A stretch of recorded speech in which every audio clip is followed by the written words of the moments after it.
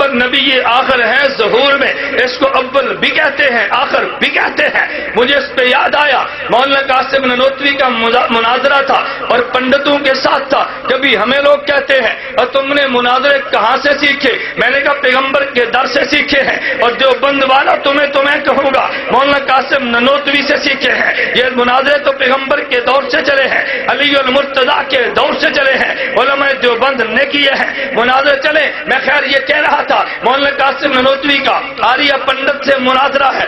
آریہ پنڈت کہنے لگے مولانا قاسم نانوتوی سے حضرت آپ بڑے ہیں، بیان پہلے کر لے، ہم آپ کا احترام کرتے ہیں۔ مولانا قاسم نانوتوی نے فرمایا کہ میں بیان آخر میں کروں گا، اس لیے کہ جس پیغمبر کا میں نے کلمہ پڑھا وہ پیغمبر تو آخری ہے، میرا نمبر بھی آخر میں ہے۔ پنڈت کہنے لگے حضرت ہم آپ سے دلیل سے بات نہیں کرتے، ہم احتراماً اعزازاً کہتے ہیں، آپ بیان پہلے کریں۔ مولانا قاسم نانوتوی فرمانے لگے چلیے کچھ بیان پہلے کروں گا، کچھ بیان آخر میں کروں گا۔ جس نبی کا میں نے کلمہ پڑھا وہ نبی اول بھی ہے، وہ نبی آخر بھی ہے۔ وہ پنڈت کہنے لگا حضرت دلائل کی بات نہیں ہے، ہم تو احتراماً اکراماً کہتے ہیں۔ کہا تم میری بات کو سمجھے نہیں ہو، میری منشا یہ تھی کہ کوئی تقریر تم بھی کرو، وگرنہ جب قاسم نانوتوی بیان کرے گا میں پیغمبر کے جوتوں کے صدقے یہ بات کہتا ہوں میرا بیان اول بھی ہوگا آخر بھی ہوگا، تم میرے بات بول نہیں سکو گے۔ پھر مولانا قاسم نانوتوی نے فلسفہ بالذات بالعرض کی بنیاد پہ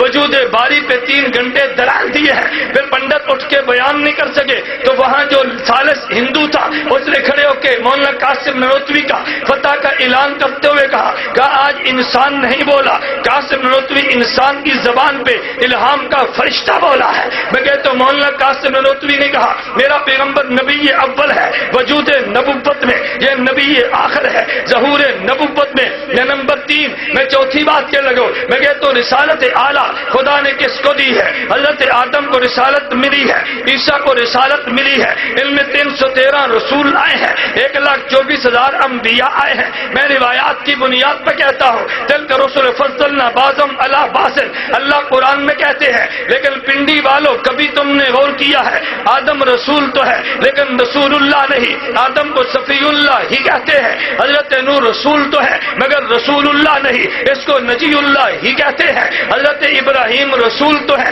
مگر رسول اللہ نہیں، خلیل اللہ ہی کہتے ہیں، حضرت موسیٰ رسول تو ہے مگر رسول نہیں، انہیں کلیم اللہ ہی کہتے ہیں، حضرت عیسیٰ رسول تو ہے مگر رسول نہیں، روح اللہ ہی کہتے ہیں۔ میں سوال اٹھا کے کہتا ہوں جب آدم بھی رسول ہے، آدم رسول اللہ کہنا چاہیے تھا نا، عیسیٰ رسول ہے رسول اللہ کہنا چاہیے تھا، فرمایا نہیں رسول ہے مگر رسول اللہ نہیں کہنا۔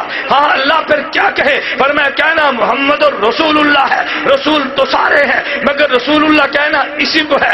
ارے وجہ کیا ہے؟ میں کہتا ہوں جاؤ دنیا بھر کی کتابیں کھنگال لو، تمہیں یہ نقطے دیوبند والے ہی دیں گے، رسول تو سارے تھے مگر اس کو رسول اللہ ہی کیوں کہا ہے؟ اس کی وجہ کیا ہے؟ رسالت کا معنی ہے خدا سے علم و عمل کو لینا اور امت کو علم و عمل دینا۔ توجہ رکھنا، آدم نے علم و عمل خدا سے لیا ہے، حضرت عیسیٰ نے خدا سے لیا ہے، آدم سے لے کر عیسیٰ نے خدا سے لے کے امت کو دیا ہے۔ میرے پیغمبر نے بھی علم و عمل خدا سے لیا امت کو دیا ہے، لیکن ان کے لینے کا انداز ادنا ہے، میرے پیغمبر کے لینے کا انداز اعلیٰ ہے، ان کے دینے کا انداز بھی ادنا ہے، ان کے دینے کا انداز بھی اعلیٰ ہے۔ تو کہے گا وہ کیسے؟ حضرت آدم نے علم و عمل لیا ہے مگر خدا نے جنت میں بٹھا کے دیا ہے، حضرت نوح کو دیا ہے، جودی پہاڑ تک پہنچا کے دیا ہے، ابراہیم خلیل اللہ کو دیا ہے، ارے چیخا سے لے کے بیت اللہ تک لے جا کے دیا ہے، حضرت موسیٰ کلیم اللہ کو دیا ہے تو زیادہ سے زیادہ طور سینہ تک پہنچا کے دیا ہے، حضرت عیسیٰ کو دیا ہے تو زیادہ سے زیادہ بیت المقدس سے لے کے حضرت عیسیٰ کو چوتھے آسمان تک لے جا کے دیا ہے۔ لیکن جب میرے محمد کی باری آئی ہے خدا نے علم و عمل دیا ہے تو کبھی خدا نے بیت اللہ میں لٹا کے دیا ہے، کبھی خدا نے زمزم تک پہنچا کے دیا ہے، کبھی خدا نے سور و ہرا تک لے جا کے دیا ہے، کبھی خدا میرے پیغمبر کو علم و عمل خدا نے دیا، اللہ نے یہاں سے یثرب مدینہ منورہ تک لے جا کے دیا ہے، بیت اللہ تک لے جا کے دیا ہے، طور سینہ تک لے جا کے دیا ہے، بیت المقدس تک لے جا کے دیا ہے۔ ہاں دیوبندیوں میں یوں کہتا ہو خدا نے محمد کو علم و عمل دیا ہے تو کبھی بیت اللہ میں بٹھا کے دیا ہے، کبھی عائشہ کی گود میں لٹا کے دیا ہے، کبھی صدیق کے کندھے پہ بٹھا کے دیا ہے، کبھی علم و عمل دیا ہے۔ تو میرے خدا نے پیغمبر کو ارے کعبہ سے لے جا کے عرش معلیٰ تک پہنچا کے دیا ہے۔ ارے کعبہ کا انتخاب کیوں ہے؟ ان اول بیت وضع للناس، یہ اول البیت ہے، میرا محمد اول الرسل ہے، اس لیے بیت اللہ سے دینا شروع کیا ہے۔ اللہ عرش تک لے کر کیوں گیا ہے؟ وسع کرسی السماوات والارض، 7 زمینیں ہیں، اوپر خدا نے کرسی بنائی ہے، کان عرش علی الماء، اوپر سمندر بنایا ہے، سمندر کے اوپر عرش بنایا ہے، کعبہ سے کائنات کا آغاز ہے، عرش پہ مخلوق کی انتہا ہے، میرے محمد سے نبوت کی ابتدا ہے، میرے محمد پہ نبوت کی انتہا ہے۔ خدا نے دیا ہے تو کعبہ میں بٹھا کے دیا ہے، عرش معلیٰ تک لے جا کے دیا ہے، دیا ان کو بھی ہے، انہوں نے خدا سے لیا ہے، مگر وہ لینے میں وہاں تک نہیں پہنچے جہاں تک میرا محمد پہنچا ہے۔ آدم سے لے کر عیسیٰ ایک حد تک رہے ہیں، یہ حدود کراس کر کے عرش تک گیا ہے لینے کے لیے۔ ارے جب دینے کی بات آئی ہے آدم سے لے کر عیسیٰ وہ انس کو دیتے ہیں، میرا پیغمبر انس اور جن کو بھی دیتا ہے۔ ارے اس سے بڑھ کے کہتا ہوں اگر وہ جن کو بھی دیں گے جیسے سلمان علیہ السلام نے دیا ہے تو میرا پیغمبر جن و انس کو بھی دیتا ہے، ارے حور و غلمان کو بھی دیتا ہے۔ تم کہو گے حضرت آدم تو جنت میں تھے، میں اس سے بڑھ کے بات کہتا ہوں ارے پہلے انبیاء نے مال امت کو دیا ہے، میرے پیغمبر دینے پر آئے ہیں تو امت کو بھی دیا ہے، امت کے انبیاء کو بھی دیا ہے۔ ارے پنڈی کے سنی تو کہے گا تمہارے پاس دلیل کیا ہے؟ ہمارے پیغمبر نے علم و عمل انبیاء کو بھی دیا ہے۔ تو میں سمجھانے کے لیے کہتا ہوں اگر تو مسجد میں گیا ہے اور مسجد میں جا کے نماز پڑھی ہے، توجہ رکھنا، نماز پڑھی ہے، امام کے پیچھے کھڑے ہو کے تکبیر تحریمہ تو نے بھی کہی ہے، امام نے بھی کہی ہے، تجھے اجر ملے گا۔ قیام تو نے بھی کیا ہے، قیام امام نے بھی کیا ہے، تجھے اجر ملے گا۔ رکوع تو نے بھی کیا ہے، رکوع امام نے بھی کیا ہے، اجر تجھے ملے گا۔ سجدہ تو نے بھی کیا ہے، سجدہ امام نے بھی کیا ہے۔ تشہد میں تو بھی بیٹھا ہے، امام بھی بیٹھا ہے۔ سلام تو نے پھیرا ہے، امام نے بھی پھیرا ہے۔ پنڈی کے دوستوں مجھے تم بتاؤ امام کے پیچھے سورت نہ میں نے پڑھی ہے نہ تو نے پڑھی ہے، لیکن جب قیامت کو کھڑے ہوں گے اللہ قرآن پڑھنے کا اجر بھی دے گا۔ میں فاتحہ کی بات نہیں کرتا، میں اگلی سورت کی بات کرتا ہوں، اس پہ تو دنیا جہان مشترک ہے۔